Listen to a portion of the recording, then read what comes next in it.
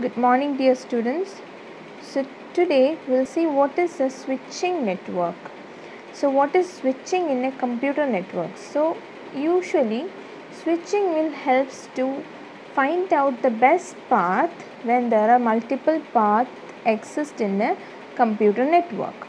Okay, basically it will be a one-to-one connection. So in between the sender and the receiver only one connection will exist. Okay, so let's see the different categories of switched network. So we have circuit switching, packet switching, message switching, and among these three, packet switching again divided into two: datagram switching, circuit switching, datagram switching, and virtual circuit switching. Now we'll see each of them. What is circuit switched network? Circuit switched network means before we transmit the data, we will just create a dedicated path between the sender and the receiver, and which is similar to a telephonic network. So in a telephonic network, first of all, we will dial the number and establish the connection between the sender and the receiver. Then only we will do the data transfer. Finally, we will disconnect the call. So similarly, in circuit switch network, there are three phases of communication: connection setup, data transfer, and connection teardown. Okay, we'll see. So here you can see that we have the first phase, connection establishment between the sender and the receiver. Okay, then after the connection establishment, what will happen? The data will be transferred through the dedicated path only. Okay, so the data will not choose any other path, and finally the link will get disconnected. Okay, that is circuit switching. And we'll see what is packet switching. Packet switching means the message will be broken into small chunks called packets. Small size of the packet, which will be determined according to the network architecture and the governing protocol. And all these packets will have the source destination IP addresses and a sequence number. Now what is the use of a sequence number? That we will see. So the first category of packet switching is datagram network. Datagram network is a connectionless switching, and each packet is called as datagram. All datagrams will have the destination information because it is a connectionless transmission, right? So that there should be some information related to the destination in each of the packet. And there is no fixed path for these datagrams. They can choose any path.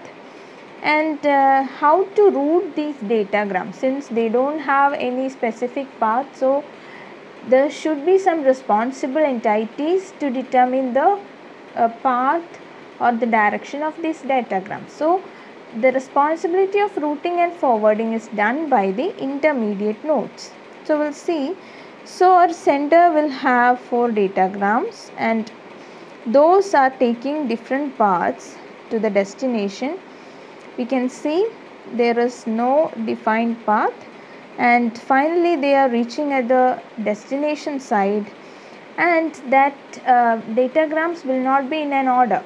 Okay, so we already seen all the datagrams will have a sequence number. So according to this sequence number, the receiver can order the packets, then it can find out the missing packet.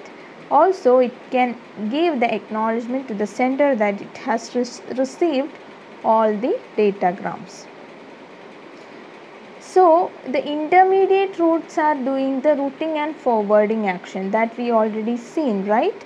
So how they are doing? They are doing using routing table. So for each datagram there will be a routing table that will be updated dynamically and periodically. Then next category of packet switching is virtual circuit network. It is a hybrid design between circuit switch network and datagram network, because in circuit switch network we know that there is a dedicated path between the sender and the receiver, and in the datagram network there is no dedicated path. But what is the peculiarity of datagram network? The data is sending as small pieces of a message, right? So combining these two specialities, virtual circuit network is created. So there will be a logical dedicated path, and that will be created by using call request and call accept messages, okay, and it is a fixed path. So the data will not take into different paths, it will only go through the fixed path. So in between the sender and receiver, a logical fixed path will be created, and the data will only move through that path. Next, the final one, that is the message switch network. So this will be working based on store and forward mechanism. And in store and forward mechanism, what is happening, that is the sender will divide the message into small pieces and it will be transmitted. So each intermediate node will receive the pieces and it will store there. Once they get the complete message, they will forward it. We'll see that. So at the sender we have a small message, and sender will split it and it will be transmitting. So each intermediate node will store it, okay. So till all the message pieces are received, it will continue storing process. Once all the complete message received, it will store, it will forward to the other nodes. Finally the whole message will be received at the receiver, okay. And for the real time application and streaming applications, we cannot use this because it is a time delaying process, and we cannot use it for the real time applications. Clear? So these are all about the switching technique in computer networks.